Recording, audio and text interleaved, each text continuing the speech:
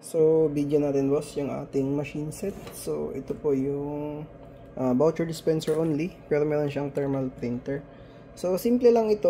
Ginagamit natin ito sa mga Mikrotik, mga PFSense, mga Umada, Unify. Ang technique is, ito yung ginagamit sa mga Piso Wi-Fi and PisoNet para mag-dispense lamang ng voucher. So, technically, mag-generate ka ng voucher. Siyempre, dadamihan mo. Okay, itong setup natin ngayon, 10 rates ito. By the way, may separate video ko para dito. Ito kasi bibigay ko lang sa customer. So, ilalagay mo lang yung voucher sa iyong SD card. So, by the way, this time hindi ako gumamit ng SD module. Gumamit ako ng shield. So, mas matibay daw kasi ang shield. And, yun, mas madali mo na lang gamitin kasi tanggalin mo lang yung SD card doon. Hindi mo na kailangan ihanapin pa saan yung module. And then, let's say dito, ang ginawa natin ngayon is meron siyang 10 rates. So meron ka ditong 1.text hanggang 10.text. Tapos code max is kung ilang voucher sa bawat rate. So nilagay ko, let's say 5,000. Ibig sabihin, bawat file na ito meron siyang 5,000 na voucher sa loob. So yung name naman is yung pangalan ng business nyo. So pwede mong palitan yan. Syempre SD card lang, card reader lang yung kailangan mo. Kunin mo yung SD card, ilagay mo sa card reader, katulad nito. Tapos ilagay mo sa desktop.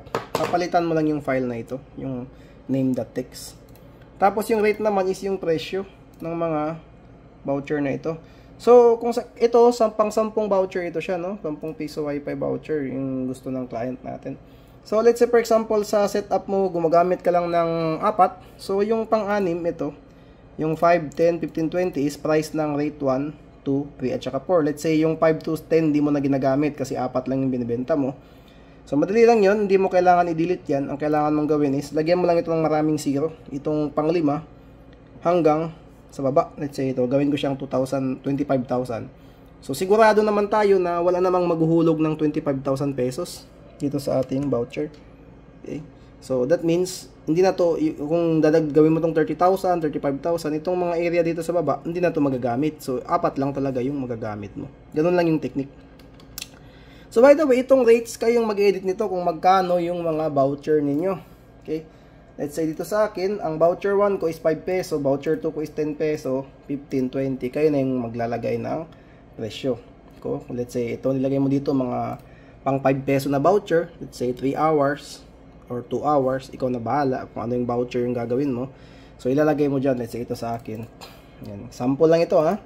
So, sa sample na ito, nilagyan ko, mayroong ibang voucher, may space, mayroong ibang voucher, wala. Kaya gusto ko lang ipakita na yung machine natin, pwede siyang gumana kahit yung voucher mo, may space, wala, or kahit anong character yung ilalagay mo doon. Okay. So, subukan natin. So, kung, on ko lang muna. So, kung mga operation niya, operation niya kung paano mag-refill ng voucher, meron tayong separate video para doon. Ito kasi sample lang ito. Okay, kasi first time kong gumamit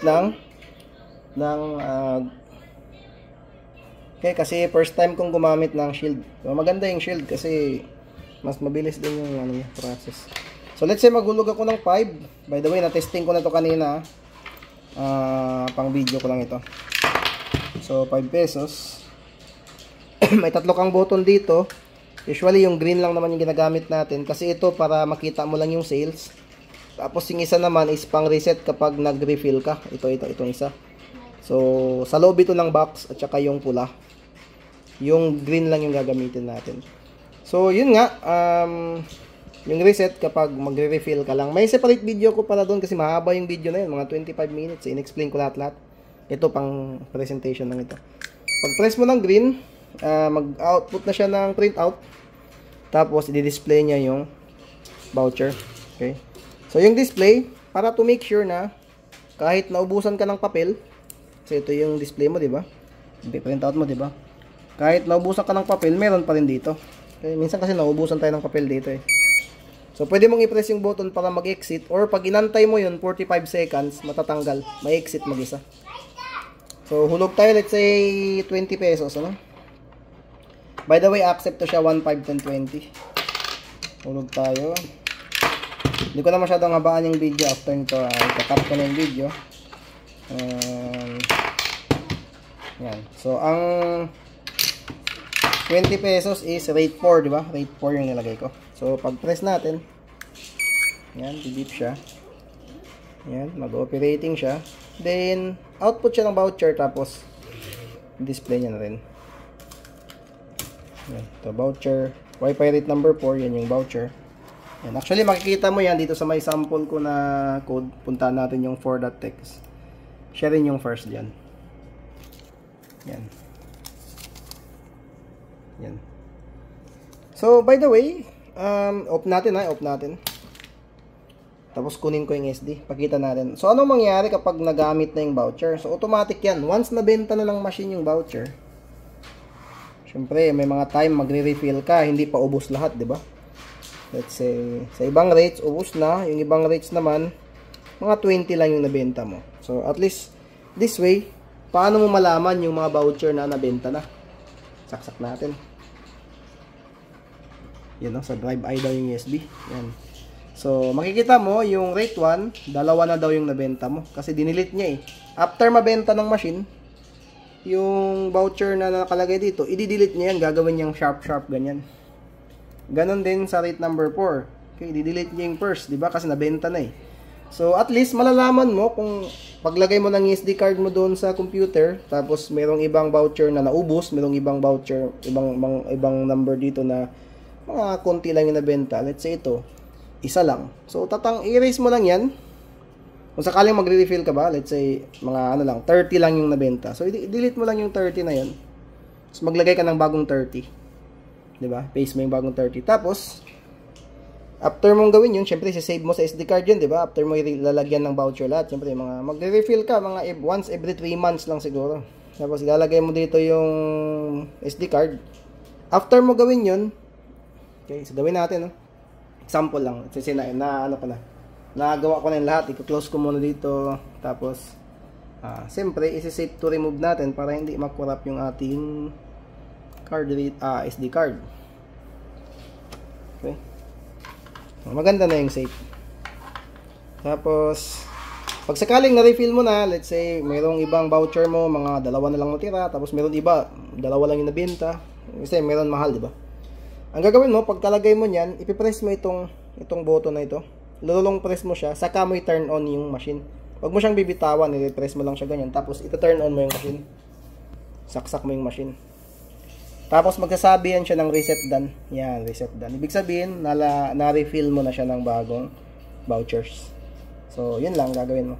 Aalisin mo, i-delete mo yung mga used voucher, yung mga naging hashtag. Tapos, ilalagay mo yung mga bagong voucher. Tapos nun, gawin mo yun sa lahat. Syempre, minsan-minsan ka lang naman mag-refill. Tapos, i-reset mo siya. Ganoon lang kadali yung maintenance niya. So, kahit maglagay ka ng 5,000 bawat voucher, I think sobrang dami ng 5,000 vouchers, diba? So, matagal naman yung refill mo. Tapos, kung magre-refill ka, madali lang din. Delete mo lang yung lahat ng used. Syempre, bibilangin mo yun kung ilan yun. Kasi mabilang mo lang naman. Madali na naman bilangin sa my text file. Let's say rate 4. Yan. Tapos nabenta mo hanggang dito, di ba? So, malalaman mo yan siya. Oops. Malalaman mo yan siya kasi may parang counter yan siya eh. Ano ba yun? Yan oh. Let's say ito hanggang dito, di ba? Hanggang dito. Diyan, naubos diyan. Makita mo siya pang 34 yan siya, di ba? Pang 34. Ibig sabihin, line 34 na ito siya. Ibig sabihin, 34 yung kailangan mo. Let's say, ito lahat dito na-delete na, di ba? Or na hanggang doon sa taas. Let's say, na yan siya, na-benta mo na yung lahat. So, makikita mo, itong last dito, itong last, i-click mo lang yung dulo. Yan. Anong number yan? 34. Ibig sabihin yan, 34 yung kailangan mong palitan pag na-delete yan punta sa taas. So, ganun kadali. Ganun kadali lang. Tsaka paminsan-minsan lang naman. So, yun yung kinaganda nito. So, gagamitin mo siya sa mga voucher type na machine na ganun. Kahit yung mga players na bus, magbibenta ng vouchers per day, per month, kakalat sa buong community. Ganito yung ginagamit nila kasi mas okay daw yung voucher, wala nang time, validity lahat. So, thank you for watching this video.